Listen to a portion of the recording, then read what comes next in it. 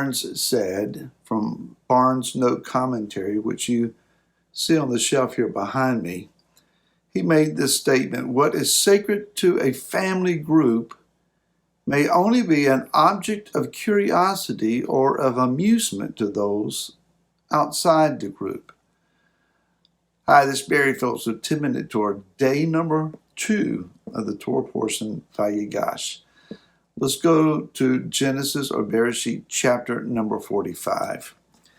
Verse 1 and following says, "And Joseph was unable to restrain himself before all those who stood by him, and he called out, 'Have everyone go out from me.' So no one stood with him while Joseph made himself known to his brothers, and he wept aloud. And the Mitzrites in the house of Pharaoh heard it. And Joseph said to his brothers, in Hebrew, Ani Yosef, meaning I am Joseph. Then he asked, is my father still alive?"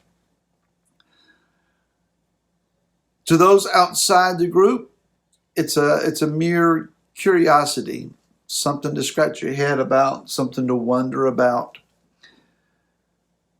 To those inside the group, it's life-changing. So let's ask the reasonable question here: why did Joseph have all of the Mitzrite servants leave the house when he revealed himself to his brothers?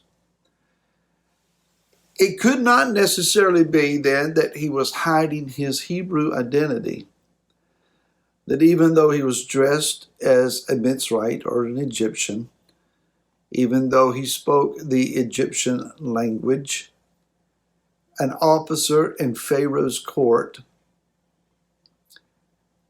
yet Pharaoh knew that he was a Hebrew. All of the courtesans knew he was a Hebrew. It really wasn't a national secret. Maybe no one really talked about it at this stage. After all, it's been over 7 years. It's been actually, I think, 9 years at this point since Joseph first came to power. So while it's not a secret, it's not something that everyone talks about every day. Was it the idea of privacy, that he didn't want anyone to know who these men were? Well, he's going to introduce them to Pharaoh, and he's inviting them to come and live with him as we read down a few verses further. So that's not really what's going on. Perhaps it's to prevent any embarrassment or public shame when his brothers realize this world-powerful ruler who stands before them is none other than their brother Joseph. Now, when he makes this announcement, Ani Yosef, I am Joseph, he doesn't 100% know what the reaction is going to be. So it could be a very emotional event, and it was. So maybe we can say he just wanted to hide the embarrassment that his brothers might feel. The reality is, and there's no other real way to say this, the Mitzrites, the Egyptians, just simply do not have a dog in this hunt, as we say here in the South. It means nothing to them. To them, it's a mere curiosity that this thing is going on. To those men standing in that room, those brothers coming together and being restored and reunited and re-identified to each other, it's not just life-changing, it's going to prove to be future-changing, world-changing.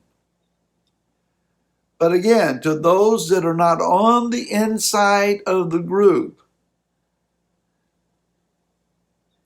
what? Don't get it. Such are the maneuvers behind the scenes by world power leaders. They do all of their doings and work all of their workings. And for those of us who stand outside, We see glimpses of information in the headlines and we scratch our heads and say, what? I don't get it. Why is this a story? Why is this important? So when we imagine then what this prophetically begins to indicate to us, this is a picture of prophecy revealing to us something that is going to happen again. That is the scene of all of the tribes of Israel identified, restored, and brought together again as a single family unit. This, I believe, personally, is going to happen in our day. I want to be alive to see this event take place. Now, how it's going to take place, under what conditions, what world events have to take place in order for this to come about, I don't know. But when it does, I do not expect it to be a lead article story in Charisma magazine, or I'm not anticipating leadership on either side to be interviewed on the 700 Club. I'm not expecting any of the renowned newspapers, even if they will be in print in those days, Time Magazine, Newsweek, none of those really will probably carry a story, maybe not even buried on the back page somewhere, about this event. And even though it is life-changing, world-changing, kingdom of Yeshua bringing, the world really just does not have a dog in this hunt. It means nothing to him, but to you and to me, it means everything.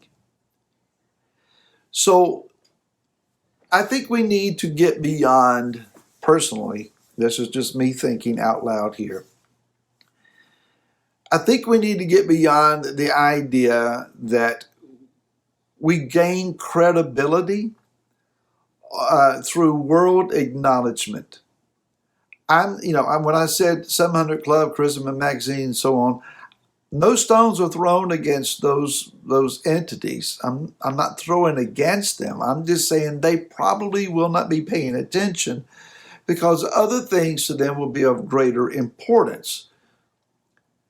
We don't need the world or any portion of it to applaud us or pat us on the back or to say, I know who you are, or write an article about us in order for us to have credibility.